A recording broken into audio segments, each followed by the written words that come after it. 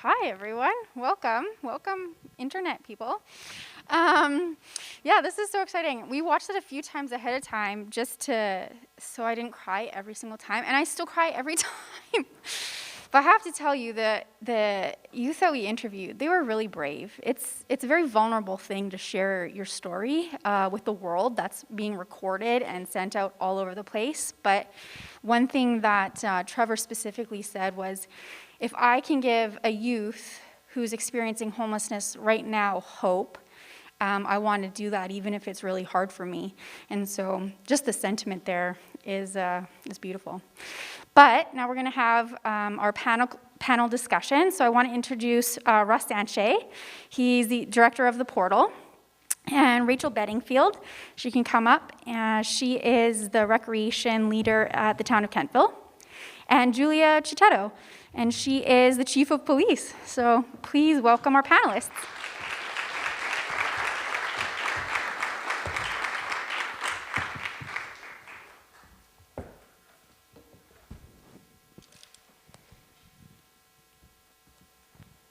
Awesome. We can take our masks off once we're sitting. Okay, so the way this is going to work is Julia is going to give her presentation first, and followed by Rachel, and followed by Russ. And that way, they each have 10 minutes to kind of share their perspective of the story. And then after that, we'll open it up for questions. So we'll take questions from the live audience, and then also questions can come in through the YouTube feed. And I'll try to keep everybody on track. And I have some backup questions if it gets too quiet in here. If I hear crickets, I'll jump on it. So Julia, do you want to give us a go? Sure. Can you hear me? Okay. Good. Come on. So I'm Julia Cecchetto, and I'm the chief in Kentville. Previous to Kentville, I had worked 27 years in Halifax and then came up here. So I've had a lot of, experience with homelessness. A lot, obviously, in the city, because the large city is where we draw a lot of homeless people because of the services and also the ability to do things like solicit for cash and such. But there is absolutely also an issue here in the Valley. And I wanted to start, I guess, by giving the police perspective on the risk of homelessness for not just youth, but for all people. So number one, as you saw in the video, the people who sleep under the bridges on Miners Marsh, we get calls very frequently about people sleeping in Miners Marsh, so that is 100% accurate. But what happens is in the morning when the joggers start to go, they see them and they become upset about that, and then they call the police and need to move them along. So there is, as I say, the weather. The second biggest piece is probably exploitation. So it can come in a variety of forms. It can be sexual exploitation, like you could stay at my house, and then in the middle of the night, somebody comes out and, touches, says you must perform whatever if you want to stay here. And so then that person, often females, but also young males, will be put in a position where they really have no choice. They have to go along with that. Most frequently never reported to the police, if not anybody, because of embarrassment, shame, that sort of thing. There are also assaults. So people disregard the value of a life of a homeless person, so they think nothing of an assault on them. And that can be just a shoving them out of the way. That could be, actually a beating. Not so much, we don't see that a lot in our area, but certainly in the city that's happened. Robberies and thefts, so when they do find a place to sleep with their belongings, as you saw them carrying their belongings and they put them somewhere safe. I mean, you obviously can't carry that much throughout the day, so you may come back and your stuff may have been taken, gone through. If other people who prey on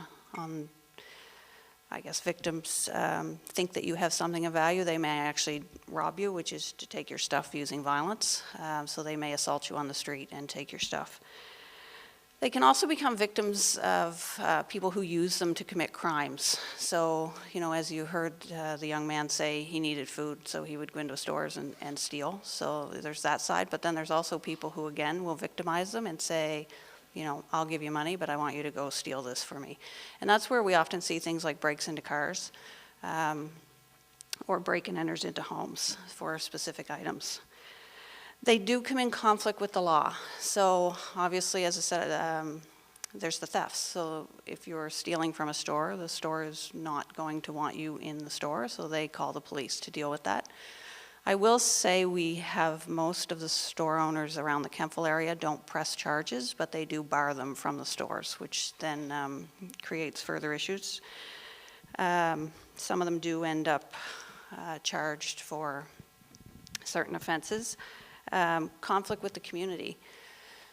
So this is where the community needs to recognize that they have a part in this, and I'm going to tell you a little story about him. He's not a youth. He was just in the town of Kentville. He's now in Halifax. But he was in our town for a couple months, and he was relatively harmless. I'm not going to say he didn't have a record. He did, but he was relatively harmless. But his entire face was tattooed. So that did not fit well with what the public wanted in their town. So he was sleeping in bank machines. He was, going into stores because it was cold. It was January, February, and we were getting calls. We were getting multiple calls a day on this man. He really wasn't doing anything except he made people uncomfortable. So we were asked to move him along. And so we did. We moved him out of the store because the store is private property. If you don't want someone in your store, you do have that right. So we would move him along. And unfortunately, it got to the point where he had nowhere to go. So he did go into Halifax where there were some services that were arranged for him. And I suspect he will be back to Kentville once the weather warms up. But for now, he's in the city. So, and then what happens is there's an alienation from your community. You start to feel nobody wants you, which is kind of true. So you start to get defensive, and then that brings about other issues. And Russ once had a thing. We went at the community center, and he had some young people there speak to us. And I actually wasn't in uniform because they're not as open in speaking if they see my uniform. And the young man said, homelessness, it has its issues in the daytime. But he said after everybody goes to bed and after all the stores are closed, it's very scary. And my heart actually broke for the young man because I had never looked at it that way. Because when police interact with anybody in that, they're very defensive, so they come off very tough and, you don't scare me and I don't care that they don't want me here. But he admitted to us that it is very, very scary. So that then creates some mental health issues, which is what brings us here tonight, I guess. So it's my... how many calls? I like to get the audience to participate. Municipal police departments in this province. So there are 10 municipal police departments from Cape Breton through to Annapolis Royal, the biggest of which is Halifax. I have their call numbers from 2019 of calls responded to for mental health only. So that's where mental health is the #1 complaint because the computer generates the level of severity. So in 2019, I'm going to make sure my number's not up there. How many calls do you think that we went to? Just take a guess. We have a guess of 1,500. Keep going. I can't hear you unless I... 5,000 is about accurate. 5,000. So we have a reported numbers of 4,774 calls just by municipal police agencies. That's not counting the RCMP, who police most of the rural areas. In Kentville alone, we had 191 of those. That's just mental health, so that's not counting well-being checks, which is another big piece of what we do. Somebody's concerned about somebody, so they call it in, would you mind going and checking on them? So I don't have all the numbers across the province for that, but I can tell you that in addition to our 191 mental health calls, we also had 90 well-being checks. So that's in a very small town of 6,200 people. So it's not the RCMP numbers, which I understand are over 5,000, but I don't have them. So that's 10,000 approximately calls just within this province where the police become involved. It also doesn't include ones where a report wasn't generated. So we may just interact with somebody that we know is struggling with mental health, but it's not anything that needs to be put on a report. And it also doesn't include anything that may have led to a different kind of incident. So the call may be a family dispute. And as we saw young Lucas and his mother, it got to the point where he couldn't live at home. So she doesn't live in our area, but I'm assuming there were calls to police there, because Lucas I've met. Lucas is a big lad. So if Lucas were to, start to become violent, I am very sure that his mother would have called the police for help. So it doesn't include any of those numbers. The issue is police are not really that well trained in mental health. Oh my God. Sorry. I told you I could talk. So police aren't that well trained in mental health. So we actually need help. And the problem is that certainly in our area, we don't have help at 2 o'clock in the morning. So we're the ones who are responding. We are the only ones to call at 2 o'clock in the morning. Everything else is closed. And what we need in order to take somebody for help, because we can only arrest them under the IPTA, if they are a risk to themselves or a risk to others. And oftentimes mental health is not actually a risk to themselves, they're not suicidal, and they're not actually affecting anybody else with any threats of violence. So what we do in those cases is we try to convince them, would you like to go to the hospital? And we're fairly successful in that. We can get them to go up, but the problem is when they're a voluntary patient like that, they can also decide that the wait is too long and they can walk back out. So the help is just not there for them. I will cover if we do arrest them under the IPTA and take them, we are there for hours. So in Halifax, that can be up to 12 hours before they have to be seen by an emergency room physician and then a psychiatrist to determine whether or not they'll be admitted. It can be up to 12 hours in the city. In Kentville, I will say Valley Regional has been exceptional, and they try to move us along quicker, but it can still be 3 or 4 hours. So now multiply that by the 4,774 calls that your police are going to. And quite honestly, it's not what we're supposed to be doing. It's a mental health thing. So, do you want me to do my other page? I'm out of time? You're out of time. Okay, I'm out of time. But we can circle back with some questions. Thank you. Was there any slides that we didn't get through that were yours? Yeah. We answered that one. Ideal system. Yep. Awesome. Do you want to go all the way to the slides that are Rachel's now? And we'll hand it off to Rachel. Yeah, we'll pick that up. All right, recreation and community. Hi, everyone. Out of the 2 people representing Kentville here, I'm the happy one, often. Our senior management meetings are a blast when Julia shows up. Welcome, thanks. I'm joking. We work very well together. And I often get asked why I'm sitting at tables, why recreation is involved. And I love this table so much because the people around the table remind me often why recreation is at the table, which for someone who's really passionate about the field makes a big difference. But I wanted to start by this. I love this question so much. So if you can imagine what your life would be without recreation, that's a good place to start for you to experience what it's like for these youth. So if you can imagine that you don't have access to parks or trails, you don't have access to skill development or programming, you don't have access to the arts, theater, music, you'd never come in here. You don't have a public library. You don't have a connection with anyone in the community. That is a daily occurrence for a lot of the youth that the portal and the police work with, actually. Often. So it's not that those resources don't exist, but they're inaccessible. And this is one of the reasons why we're sitting at the table, where I sit at the table, why recreation is represented here. Because without all of those things, you can imagine how different your existence would be. And if you were in a state of crisis, you would be very concerned as to who you could turn to and who you could trust. I'll get you to flip to the next slide. I always ask people what they think recreation is. Day camp comes up, some music in a park, a soap slide. But recreation, as defined by the national framework, is the experience that results from freely chosen participation in physical, social, intellectual, creative, and spiritual pursuits that enhance individual and community well-being.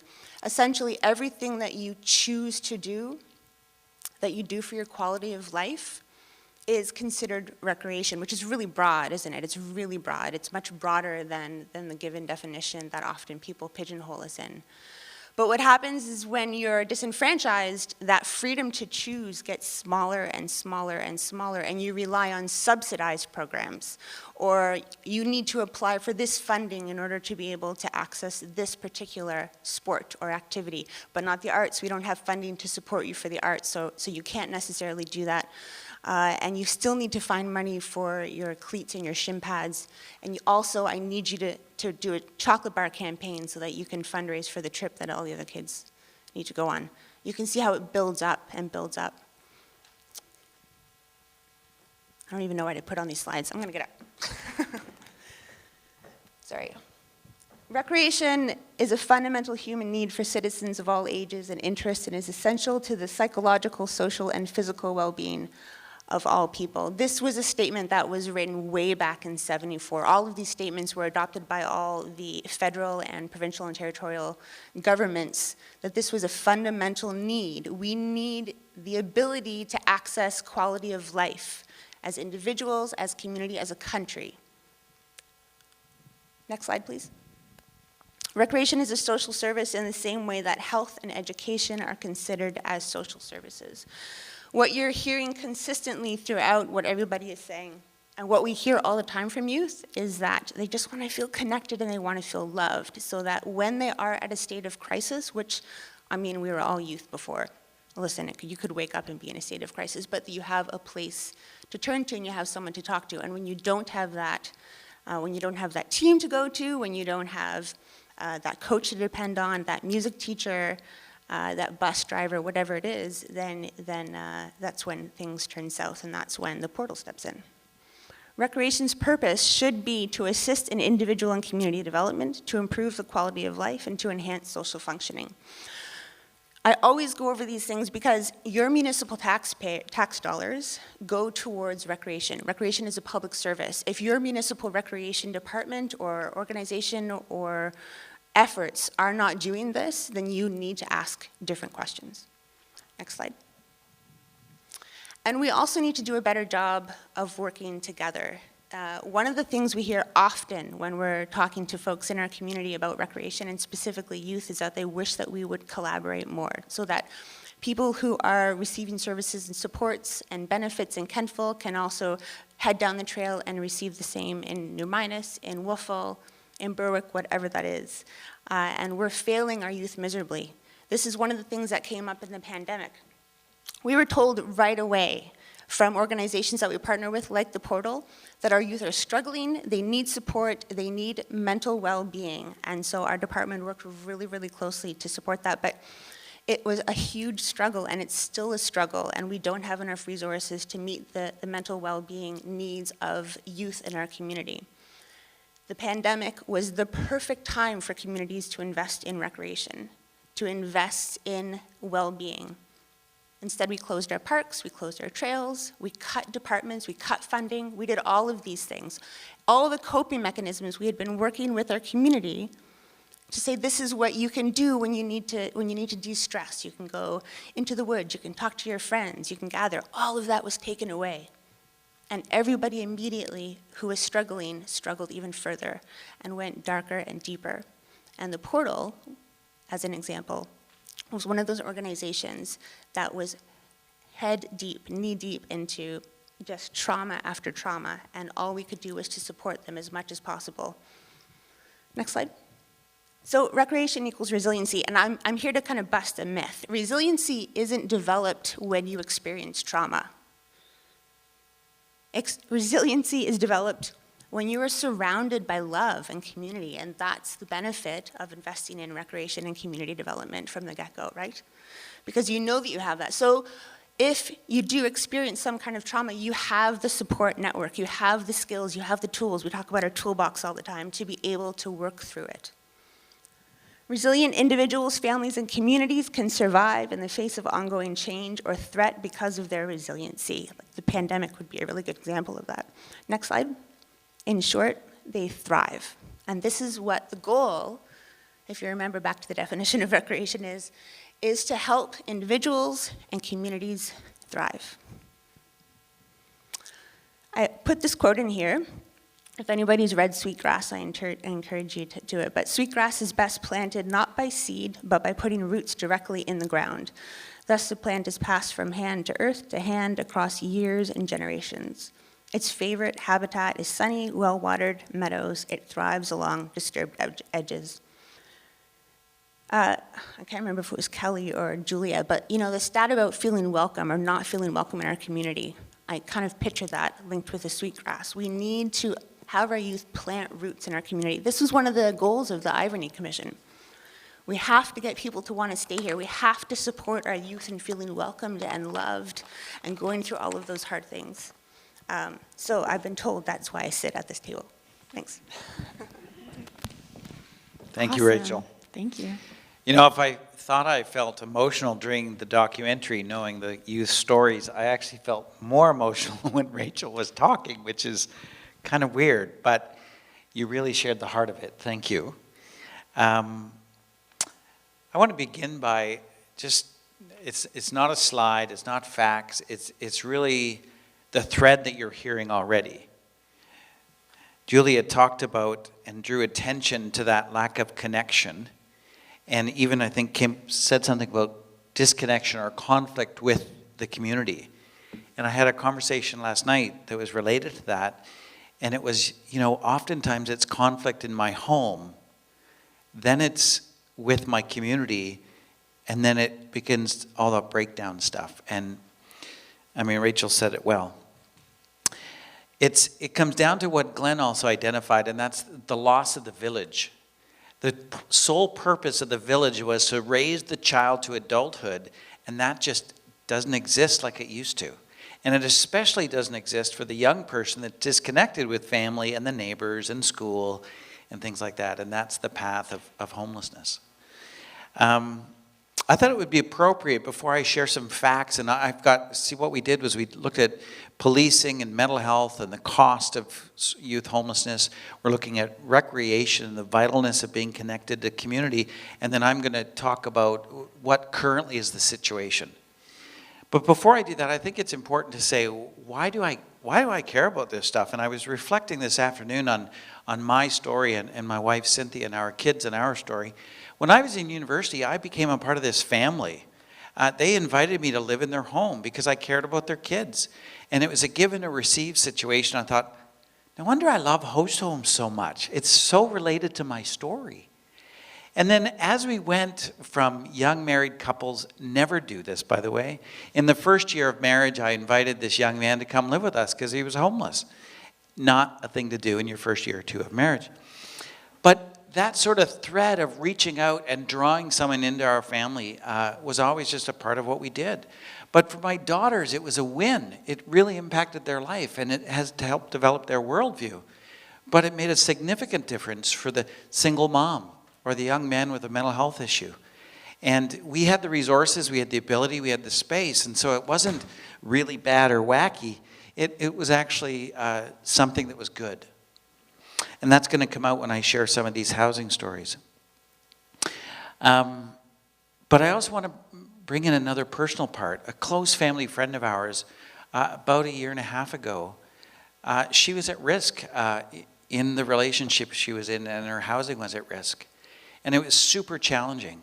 It's like, what do we do? What's our role as a community? What's our role as someone that cares for her? And so when we supported her to get a place, then I realized what was unfolding the next few months was my daughters and my wife were providing the housing support she needed. All of that was happening organically. All of it through the last 30 years for my wife and I, it happened organically. It happened because we stepped out, took a risk, and invited someone in. And now with this young lady, it's the same thing. Someone visits or helps clean up. And it's the soft or the qualitative part about what I'm going to talk about. And that's why we promote this stuff. Because a lot of us have had some lived experience where it's our own kids or it's our nephew or niece or something like that. So let's dig into some of that. So a little while ago, Acadia took this on. And it's a wonderful big step here in the Valley. Acadia every 2 to 3 years is going to do what's called an agency-based point-in-time count. That means it's a count right now for a period of time, and in this case, it was done like they did in Cape Breton. It was 1 month, and it was across the ages. So it was everyone. And we had, what are the numbers? 36 frontline workers administered the survey from 13 organizations. 400 surveys went out, 247 were completed, and the age was 16 plus.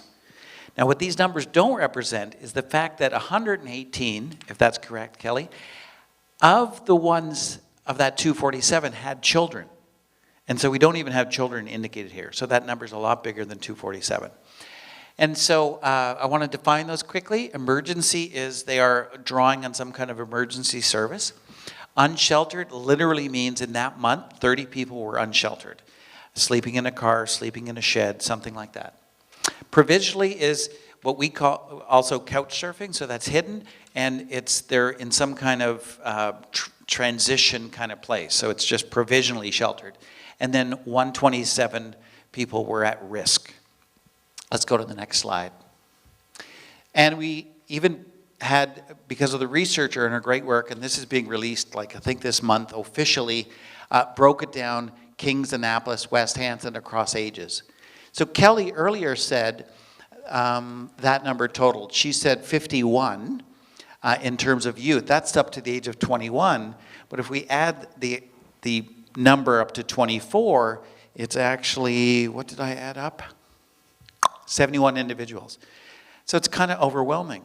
Now that's spread out across the valley, and that's all of those agencies connecting and contacting those youth. So it's fairly concerning. I mean, all of the numbers are concerning, and you can see that in Kings County it's the highest number. Let's go to the next slide. So you can take a look at this more. I don't know if we provided it in the packet, but it's on the website. This is a recording of our journey, not just the portal, but all of the agencies and individuals that are connected with Homeless No More, and it's where it's going. I'm not going to get much into it, but to say, oh, I get to use my pointer. Yeah, they were groaning earlier. 4 minutes. Oh my, I get to use my pointer, but do it in 4 minutes. So we, you've seen some of this through the documentary, all the causes of youth homelessness. This has been a lot of the work around just bringing the right people together, having the right conversations. I'm about to unpackage this in 4 minutes, so that should be interesting. The supports that go on in the valley, I've never worked in any place in the world where there isn't such great camaraderie and support for one another and working together. It's fantastic. And so a lot of that wraparound stuff is there. But let's move on to the slide about housing. Sorry that my mic is doing weird things. So think of this as two plans. One plan that's for those that are at risk of being homeless or have been homeless, but there's got to be a sister plan to this. And so we're looking for a cool name, so if you think of a cool name for the other plan, let me know. But this is the supportive housing side, this is the affordable housing side, and then as you all know, there's also the market housing side. Because right now, even if you have money, you can't find a place to live, let alone if you lack the resources or you need support. So all of these are the options that we're pursuing across the board. Everybody is getting on board. We've got municipalities having awesome conversations. We have landlords coming to Kelly and saying, we want to be a part of this, which is awesome because in the valley, you can also get blacklisted and no landlord will rent to you. So we have to address those things. And there's more and more supports coming into place so that the people in these different housing options can be supported. Real quick, host homes, you can read about on our website. We've got stories, we've got great things happening. But host homes are not just for youth. Host homes could be for a senior, they could be a survivor of domestic violence, they could be for somebody with mental health issues. And it's just simply a matter, you got a spare room, let's use that. Also called home share, we've seen examples in other countries, and it takes some sacrifice, but the outcomes for both parties can be amazing.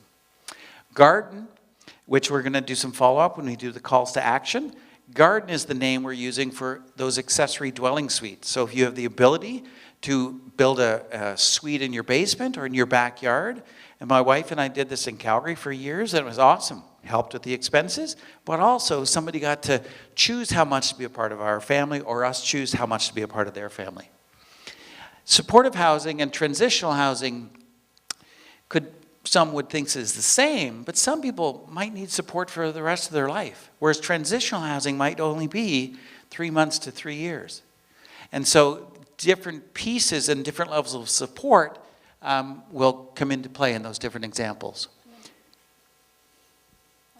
1 minute. Let's flip to the next slide.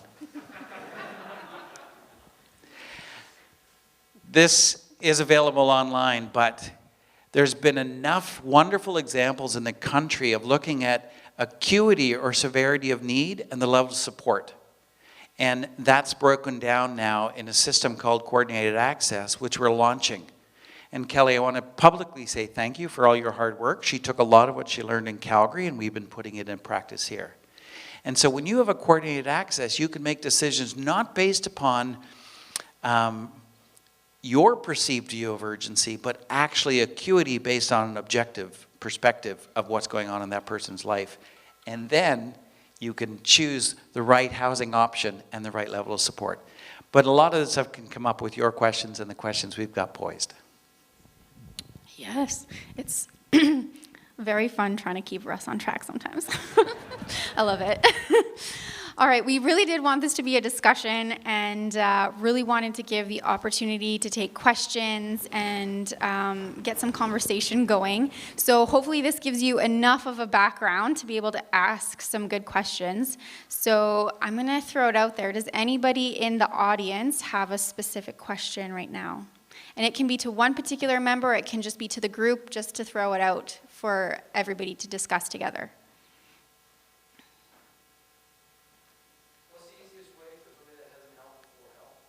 What is the easiest way for somebody who hasn't helped before to help? Was that right?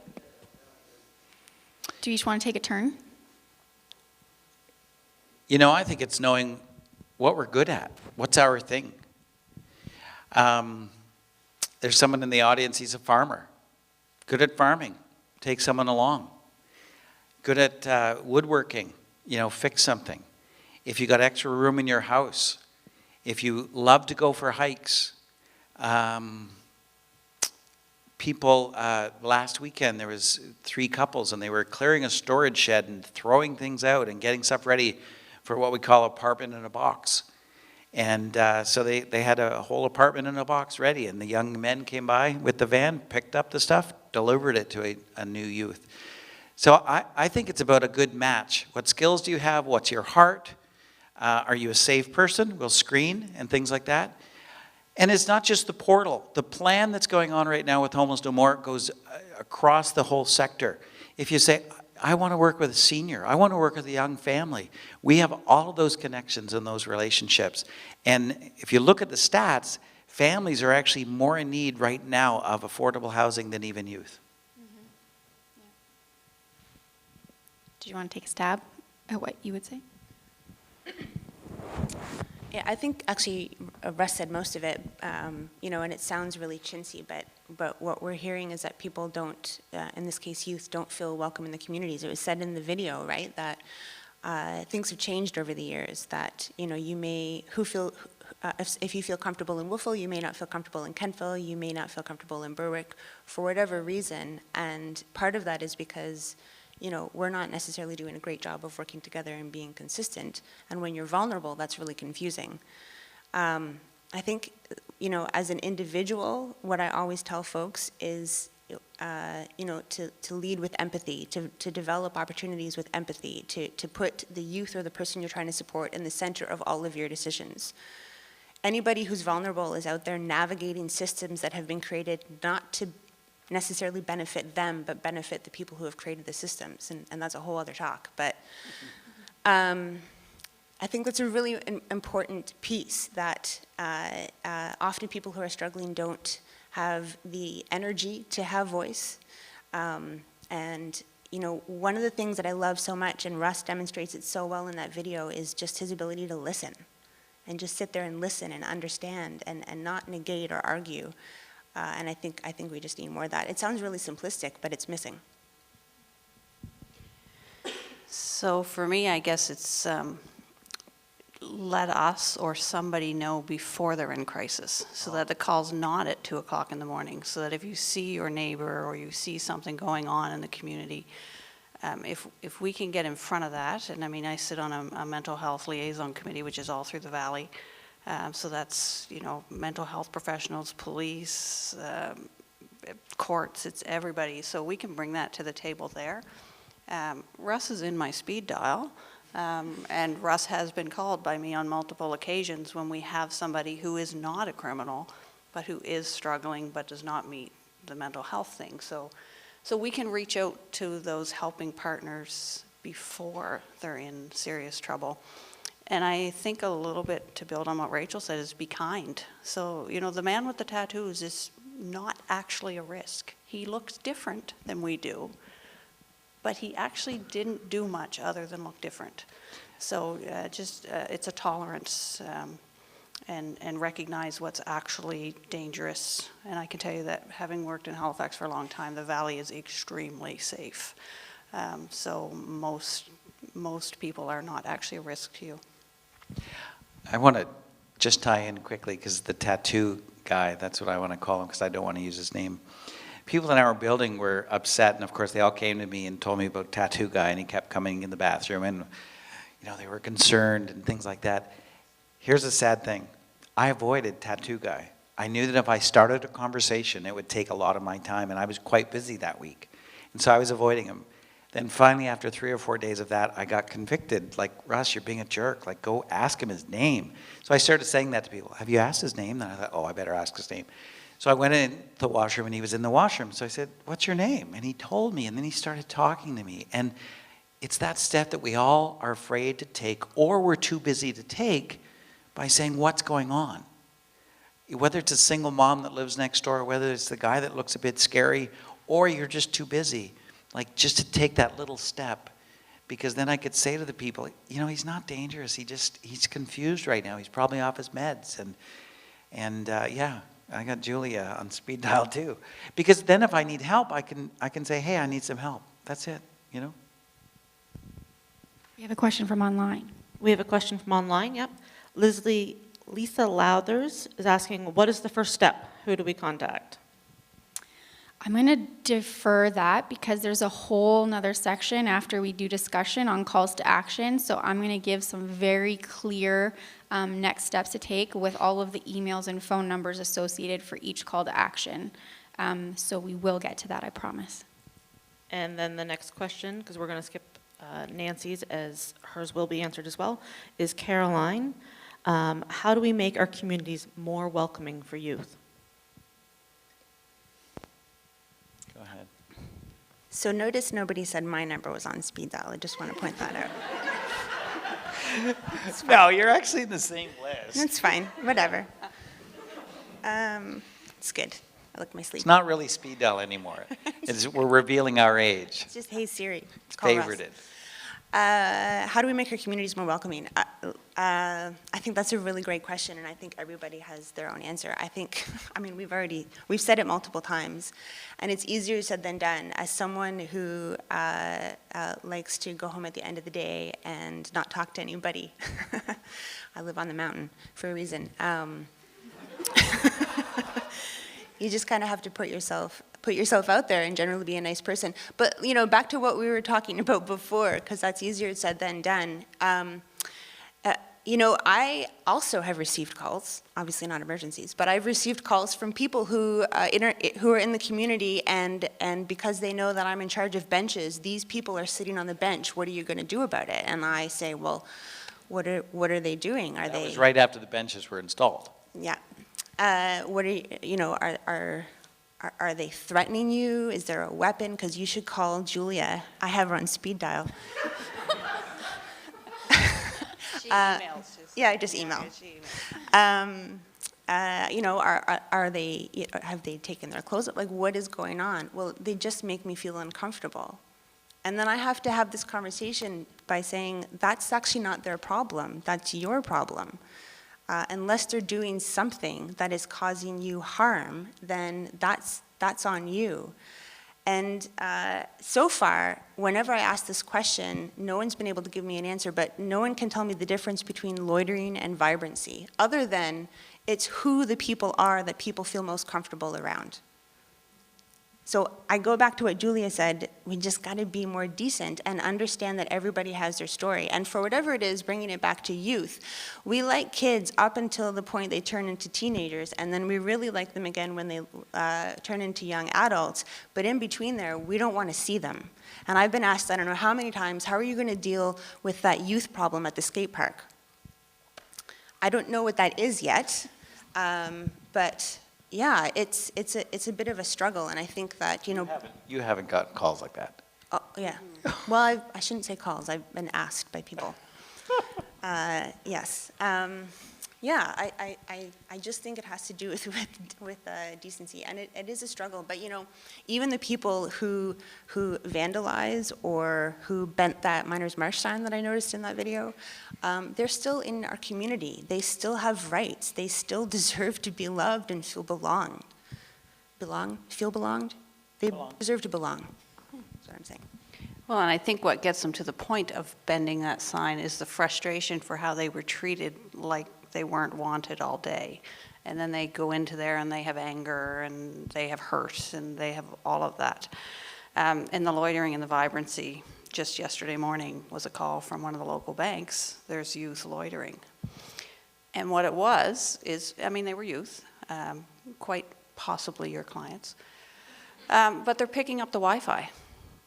They're trying to stay connected. They can't afford, who can afford, you know, data, so they're just hanging near the bank to pick up Wi-Fi, but nobody wants them near the bank. So they call the police. Please make them go away. If that were you, I would not get a call. So, because you're okay, but you're not. So, you know, that's the piece we really have to get better at.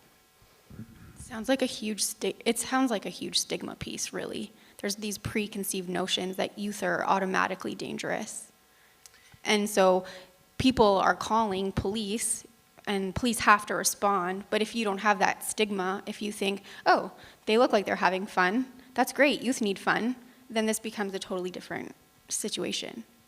One of my favorite stories, there's so many stories of shocking people. This was like years and years and years and years ago when I first got this job, and we were working with the Kentville Business Commission, and they decided that they wanted to put a piano out under the gazebo in Center Square, and everyone said, that's going to get broken, that's going to get busted, you know, whatever. And so I said, well, it's a free piano off Kijiji, so worst case scenario, we're gonna have to clean it up.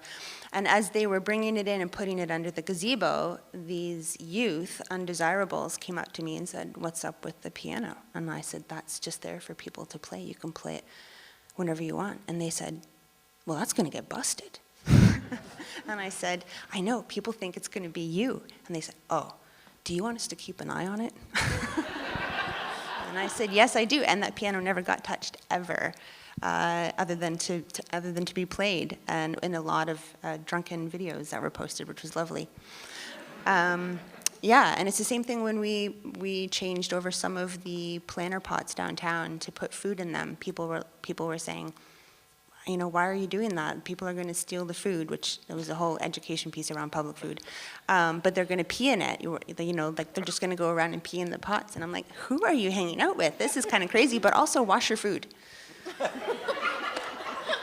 Like, Do you have any more online questions? Any more questions from the audience so far?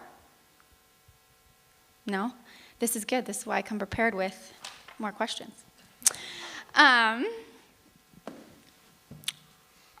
You didn't get a chance to totally finish your housing solution, so this is good. Are there any other housing solutions that you can think of that haven't been mentioned yet that you want people to consider? Yeah. We've been discussing this with municipal leaders and landlords and developers. And that's, if I'm going to be in support of affordable housing, but you build 20 of them and they're all the same, that's going to create a ghetto. So everything that we're grappling with planners, with developers, with landlords, potential, and the agencies, is we will not be involved in that at all. It needs to be a split like 75-25. So that 75% of the housing is market value, 25% is affordable and supported. Now, it doesn't need to have a shingle hung outside that says, yeah, I'm poor and I need support. There's been great examples in other places where it's done well, and it's a desirable place to live. So we're developing a concept. We're calling it the Village. We don't know what else to call it. If somebody comes up with a better name, please share it with us. That would be like that, but also we would be pushing the envelope around intergenerational community, common space or communal space or community space in the middle of some of these little housing developments. And we would make sure that the Village is not just representing the different generations, but just looking at every angle possible and looking at every best practice. And so far as we've been talking about this Village concept with a few of the municipalities and some of the developers and even people are liking the idea. And why should we settle for second best? Why should we say, well, they did that in Vancouver and that's really awesome, or they do that in Holland and they've got seniors together with young adults and isn't that great? Well, why can't we do it here? We've got a tremendous housing crisis. There's federal dollars available. The provincial government is engaged. And now at this stage, we're talking to municipal leaders. And so that, to me, is a huge piece and a huge option that we are pursuing. And I think it needs to be a desirable option. So it's not one size fits all. I think it's looking at all the different kind of housing stuff, all of the different population that needs those different options, and then having the right support in place for the people in those situations. Because as crazy as some of the experiences my wife and I have had over the years, because, that throws you off. You think we had some hairy experiences. But, when someone's struggling with their mental health, there is stuff that will happen. But if you're taught, if you learn, if you grow, if you trust them, they trust you, you can, at the end of the day, just kind of laugh. And we've done that at times, Lucas and I have laughed about some of the challenging experiences he's had and the fact that someone was there for him. And in the midst of those different housing options, there's some great stories and some great lived experiences that come out of really including people and belonging. Can I cover one of my slides that I missed because I talked too much?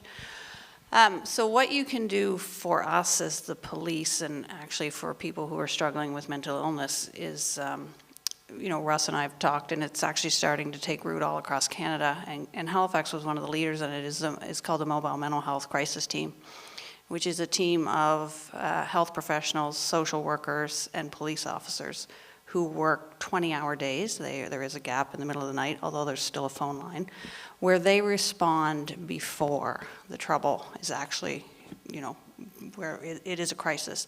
So they reach out to people that they know are starting to struggle, and they preventatively get them in or get them meds or make the change. And the police officer role is only for protection.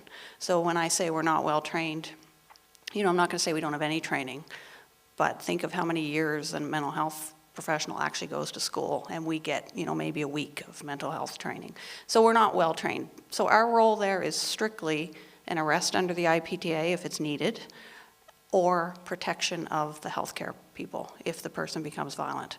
And that's what our role should be, quite honestly. So that's the help we could use, is a push to have that be implemented up here in the Valley. I know they'll tell me that they have a team, and they do, and it's available, I believe, 8:30 to 4:30, which is great, and the other 16 hours a day you can call us. So that's what we could use as a push for that. I know I'm moderating, but I want to jump in a little bit. In Calgary, we called it the PAC team, and it was one police officer and a social worker. And as the housing support worker in a residential facility, I cannot tell you the difference in response between when they were available and when police only was available. The de-escalation skills that a social worker has.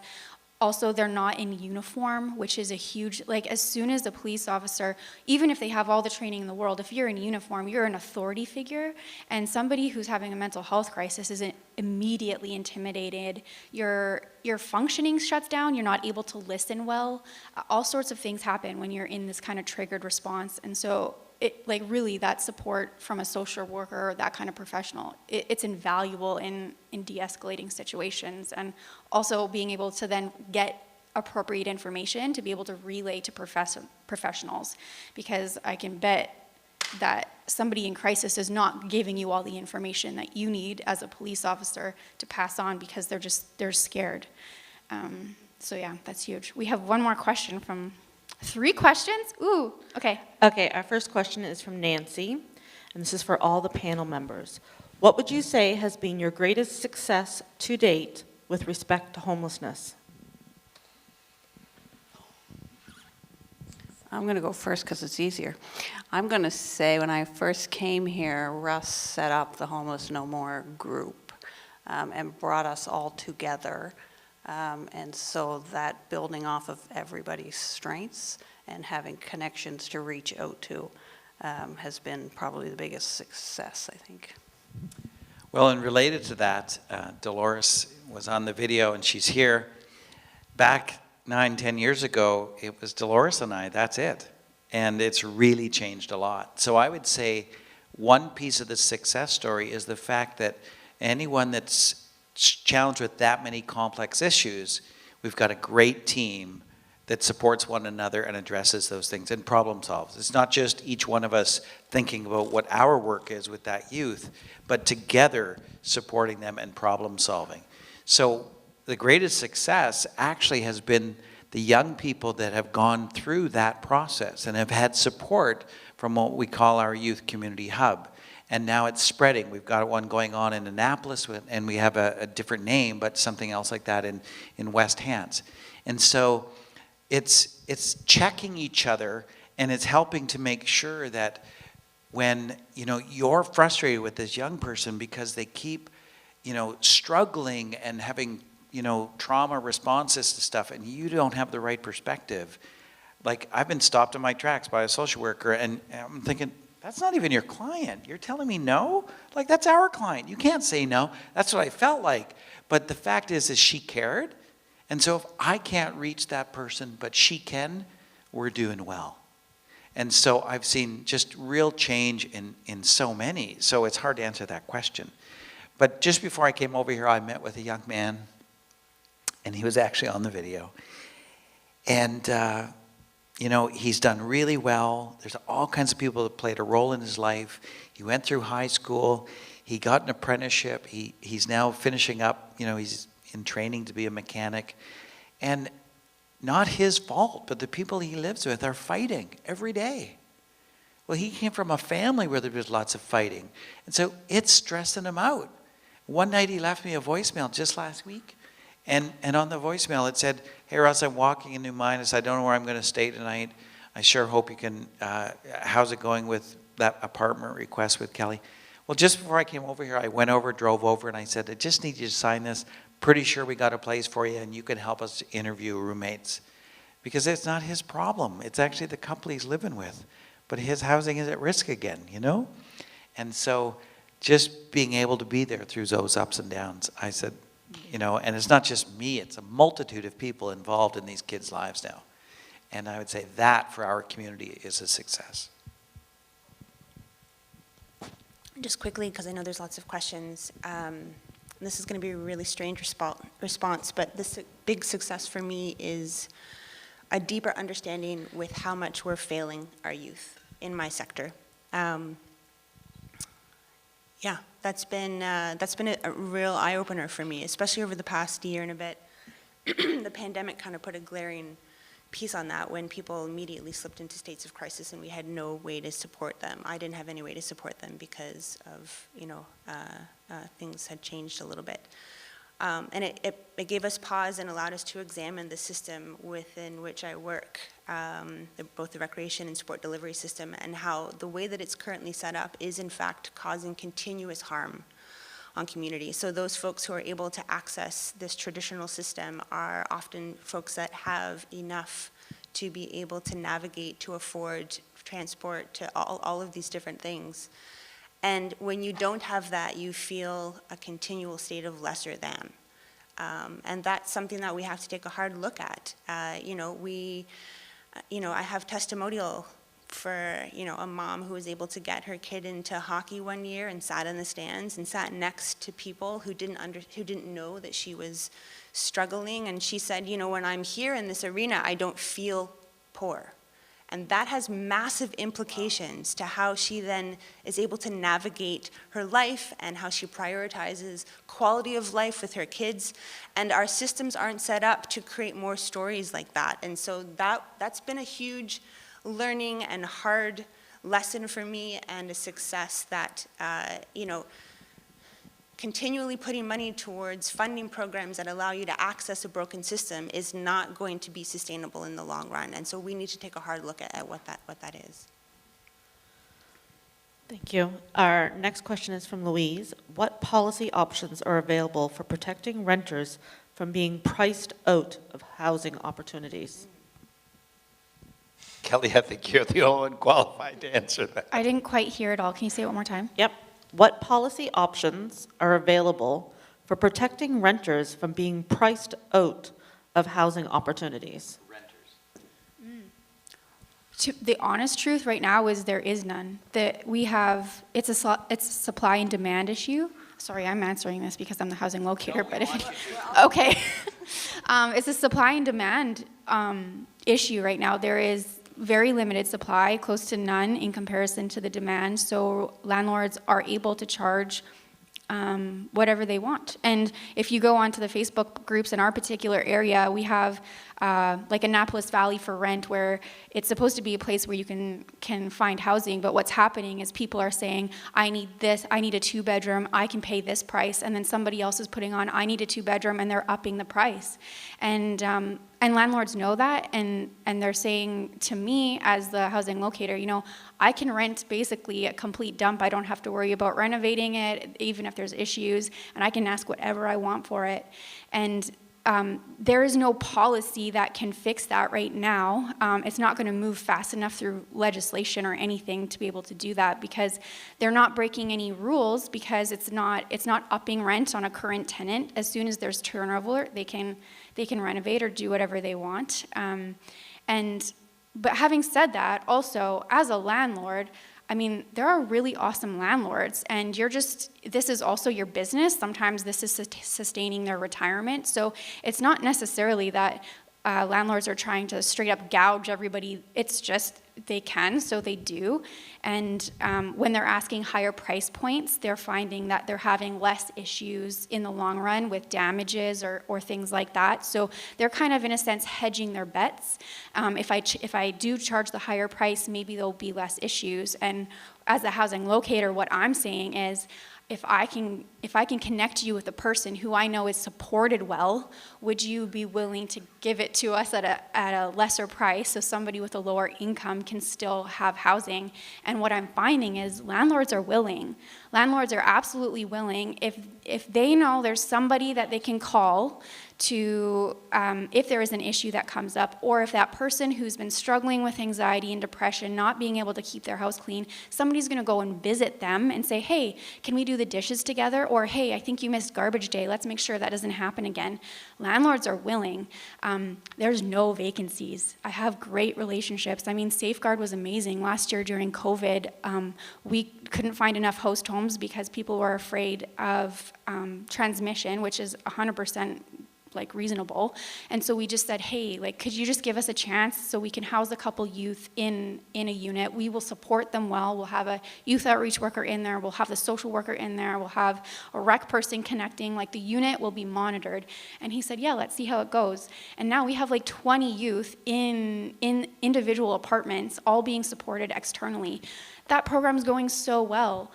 So landlords are willing to do it. But those landlords who are so willing to work with us, in the last 2 months, it's again and again, I don't have anything available. There's no vacancy. Nobody's leaving units because they know there's nowhere to go. And that's a very long question to that, or answer to that question, but I'm getting fired up. Sorry. Thanks, we moderator. need more housing stock. Okay, thank you, Kelly. Our next question is from Caroline. Has youth homelessness increased over the past few years, or is it steady? If it has changed, either way, what do you feel are the key contributors, sorry. I don't think youth homelessness has been on the rise, but I think in the last year, we've had two very diverse things happen. One, Kelly and her team have done an amazing, and our team at the portal and also some other agencies have done an amazing job of making things different. So like we've housed, I don't even always keep up with the numbers. I didn't know we now have 20 youth in apartments and then so many in host homes. That side's been amazing. So youth homelessness isn't on the rise, but getting out of it is more challenging today than ever because there's simply no place to go. And so I think the awareness of youth homelessness has also increased, but the kid that's feeling shame is still not able to access stuff easily and quickly. Do you know what I mean? Like every guidance counselor knows about what we do. Every guidance counselor, you know, is well connected and things like that. And it's usually them that knows or social workers and things like that. But it's the youth that still feels shame and is disconnected from community. And when there's no places to go, simply because if you have money, like for people that have money, there's not even a place to go. But if you have money and you got a good reference, you're going to get that place quicker than somebody that doesn't. And so both things have been happening simultaneously. So I think there's less youth out in the cold. There's less youth in vulnerable positions. But we've only been dealing with the tip of the iceberg because the kids that aren't connected and aren't coming forward are still going unnoticed. So it's hard to answer that question, but you can see some of those different factors.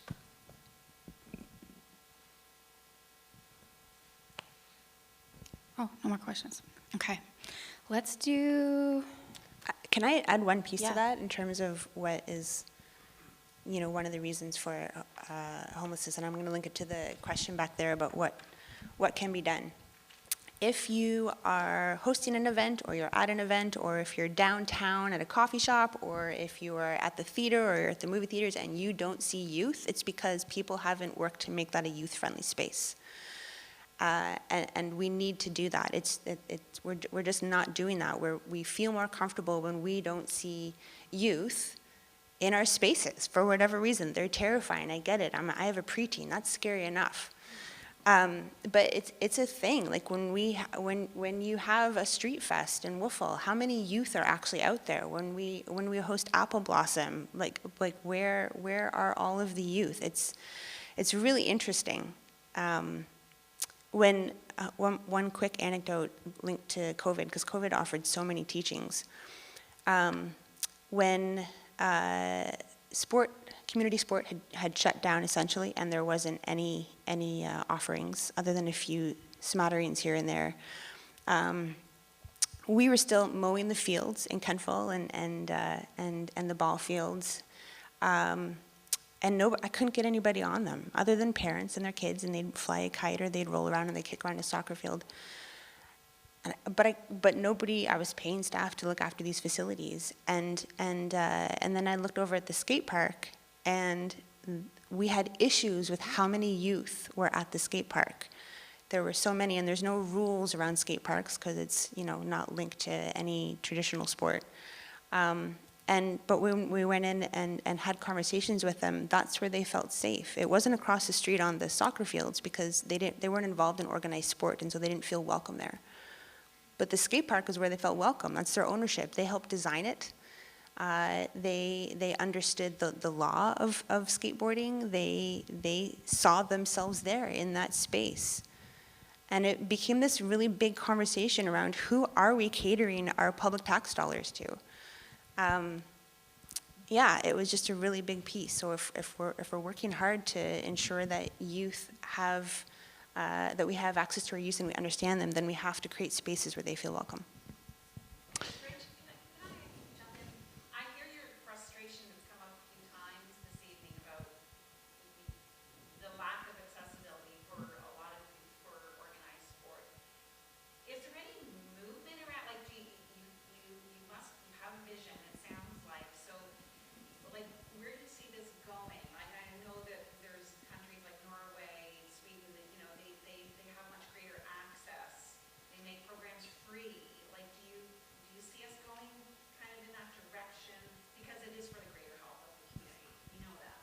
Can you just repeat? I'll repeat the question just so the people at home can hear what the question was. If I'm getting it right, she's hearing that you're frustrated or talking about the lack of access to recreation programs.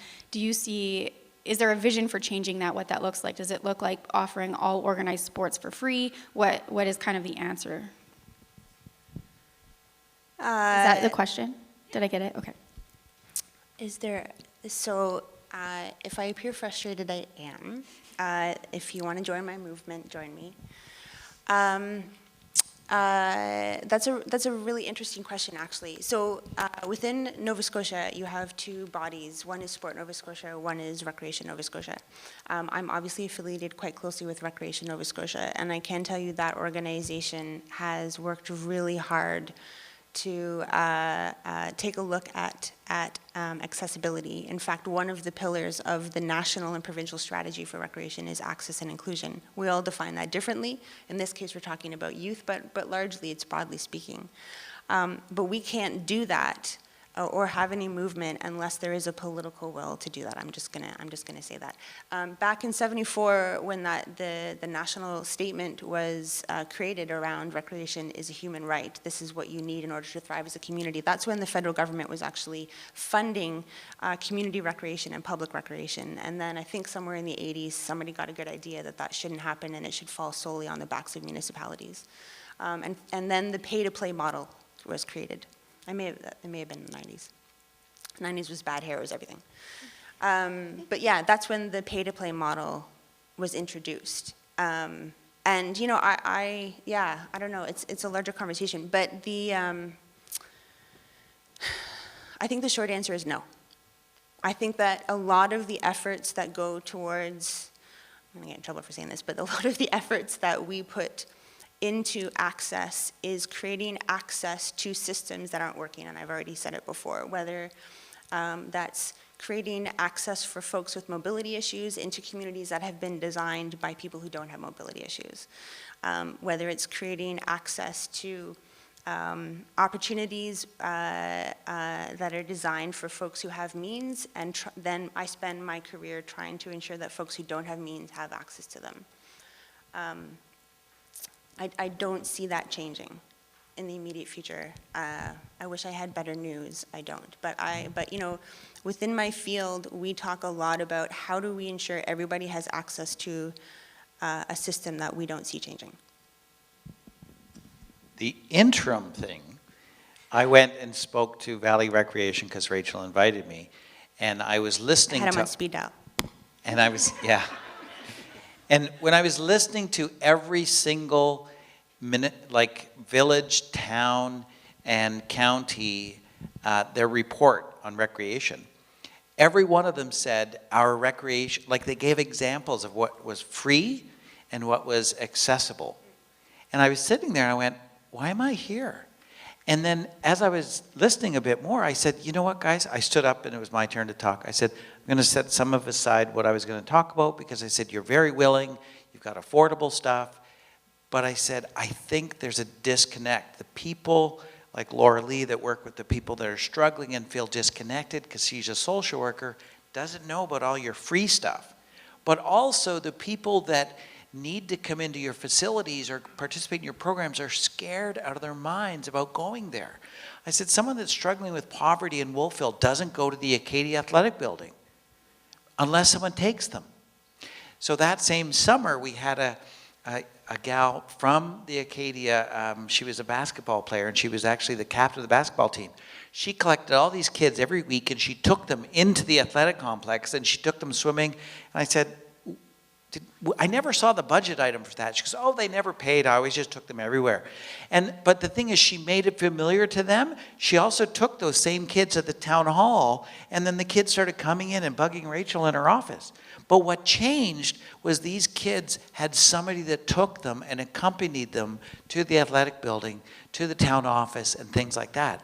And so that's what struck me when I was with all the recreation people. I said, you've got the free stuff. They know the people that need the free stuff, but we don't have enough people in between that are bringing those people to those free stuff.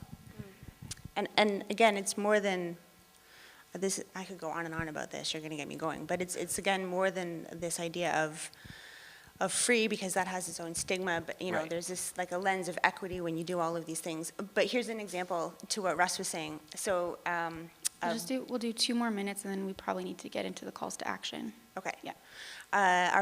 Our former bylaw enforcement officer, who, if you want to know what's going on in town, talk to your bylaw enforcement officer, am I right? Yeah. Because they're on the street and they know, so they'd keep an eye on some of the youth for me. And I gave them a stack of cards to go to the arena. So here's a free pass to go to the arena. We have skates you can borrow, we have helmets you can borrow. The Kentville Arena is right downtown, which is where most people were, so it's, transportation is an issue, they just walk over. And he would hand them out to whomever was around and needed a place to go. There's washrooms in there, there's some great stuff. And because I'm nosy, I put a little mark on them so that I would know when they were used. How many do you think got used? 0. Not a single one got used.